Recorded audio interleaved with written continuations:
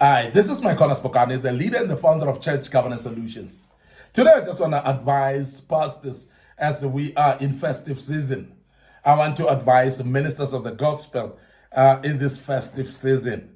And I want to give these advices that may be helpful for you. And some of you that are hearing it, please share with your friends, share it with other friend pastors and so on, that this is just an advice from us as Church Governance Solutions as we enter the festive season. That may be very helpful. It's some few tips, some few nuggets that may you may find very, very helpful to you as we speak about them. The first thing, the first advice is that avoid the closing churches, please. Don't close the church services, because sometimes you close the church service and say, no, this is holidays. People are enjoying and having pleasure and so on. People are traveling and having holidays and so on. I'm closing the church. As you do so, you are shortchanging others that are remaining behind. You're shortchanging those members that will not be traveling. And also what you're doing, by so doing, you're exposing your own congregation actually to backsliding as well, because they are going to lack fellowship as you close your church. So please never close the church. If you are going away as a minister, find someone who will actually remain and continue with the services as you are on holiday yourself. But don't close the church at all. That's an advice that we'll give to you as a pastor. This is very important. Don't say it's Christmas today, we are closing. And even though the Christmas falls on a Sunday, we are allowing people to enjoy Christmas with their families. So continue with the church service on that day. And those that can make it, let them make it. And we may have some that may not make it. That's okay. But don't close the church at all. The other thing is, if you are using a movable tent, avoid borrowing it out. Avoid lending it or lending it to other occasions, for other occasions. Because we have seen people with mobile tents. And while you fellowship in a mobile tent, you remove the tent, you borrow it out, or you lend it out to a wedding somewhere in the community. And now the church has been moved, or the tent has been moved from where it's supposed to be. Because if you do so, many people passing by, they will actually assume that the church is closed.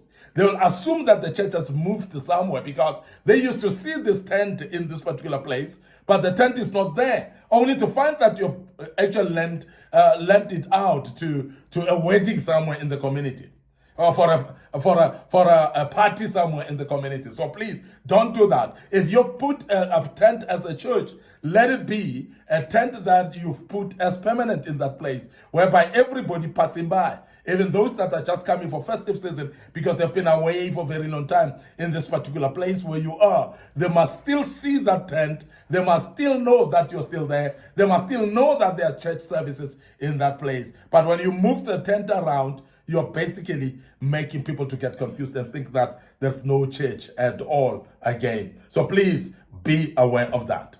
So keep your congregation busy, not allowing a moment of boredom, not allowing a moment of deception and a moment of wandering around. And we have seen during the festive season that some of the congregants actually indulge even in alcohol. They indulge in parties as well, because they are not busy enough. An idle mind is actually a playing ground for the devil. And we want to urge you as a minister that you keep them busy. Make sure that you arrange activities, even if it means that they have Christmas fellowships together, even if they have brides together and share the gospel, but to make sure that you keep them busy. And let there be activities that will make them busy instead of actually wandering around. Because the more they wander around, the more the devil is hovering around them. And we have seen, as I said earlier, that we see Christians actually indulging in alcohol and in partying and pleasures of this world, and forgetting that they're Christians. And in January, when you come back, everybody is in the deliverance line. And I'm sure you know what I'm talking about. So please keep them busy as well, so that they don't have a moment of boredom. Allow members to attend other churches' conferences to learn as well, because there'll be conferences in other places, and some of your members that have traveled to their own villages, homes, and so on, there might be conferences in those places. Don't restrict them not to attend conferences, make them aware that if it's a conference of a church that is word-based like yours, a church that is Pentecostal like yours as well, let them feel free to be part of that in order to learn how other people are doing things, and also to learn the word and as they sit and attend those conferences. So please encourage them to do so, and not to wander at home and sit back and not fellowship at all, because by the time they come back in January, they are dry and they have not fellowshiped for quite a while, and they've lost touch with the Spirit of God, or with the Spirit of fellowship as well. So we want to advise you, say, Pastor, please allow your members please to attend other people's conferences as well. If not available, delegate properly, as a pastor, as I've said earlier, that if you are not available yourself, so please delegate to make sure that there are some people that are remaining behind, those people that will continue with the church services in your absence, because that's very important. As we have said that you don't close the church, make sure that you allocated preachers, you have some musicians that are remaining that will continue with the services, and make sure that you properly allocated to an extent that even those that take offerings, those that are doing counseling, and there are people that though is actually a skeleton stuff that you're dealing with, but there must be people that make sure that the services are continuing without fail. And that's very important that we emphasize that you delegate properly. Pray for your flock, please. Even in your absence, when you're not there, pray for them. There are those that are traveling long trips.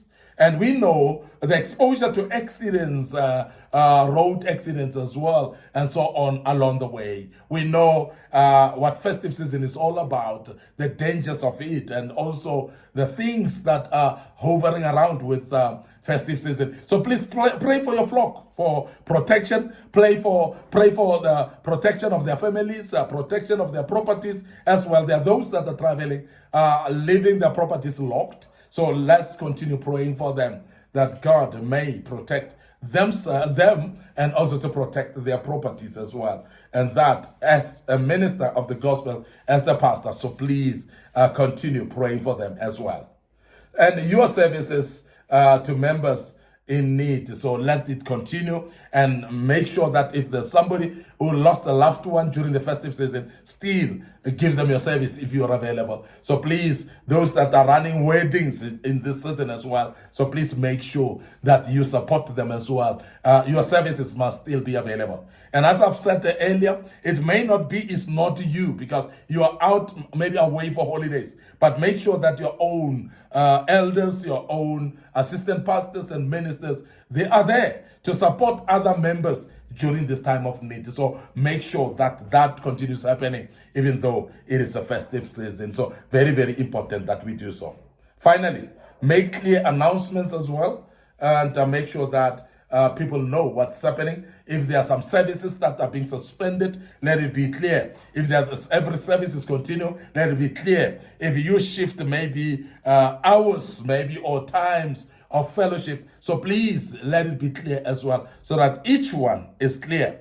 If people are going away, so please let them know that the services are continuing, but also if there are some few services that you want to suspend, so please make what we call clear announcements, so that each one of the people may know what is happening during the festive season. It's very, very important that we emphasize that.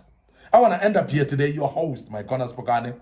I'm the leader, I'm the founder of Church Governance Solutions. We hope that you'll follow us on our Facebook page, Micornus Phokane, on our Facebook page, Church Governance Solutions. And we want to emphasize that please make sure that you click notification buttons there and share those pages with other people. Tag your friends and so on. Don't forget our YouTube channel as well, under subscription of Young Men Empowerment Forum. So please subscribe it. And make sure that you click notification button as well. It will help you. And make sure that you share our YouTube videos as well to your friends through WhatsApp, through Facebook Messenger, and also maybe it could be through emails as well. But we want to urge you to make sure that you share everything to your friends, and the good Lord will bless you. I'm going to check out right here, and I want to emphasize that you have a blessed festive season, and we believe that all of you will be safe Please make sure that you're safe with your families. Make sure that your properties as well are locked. And also organize somebody who may remain in your property for protection's sake. And we hope this will help. Have a blessed festive season, prosperous Christmas, and good New Year. May the good Lord bless you and allow us to check out right here and say cheers for now.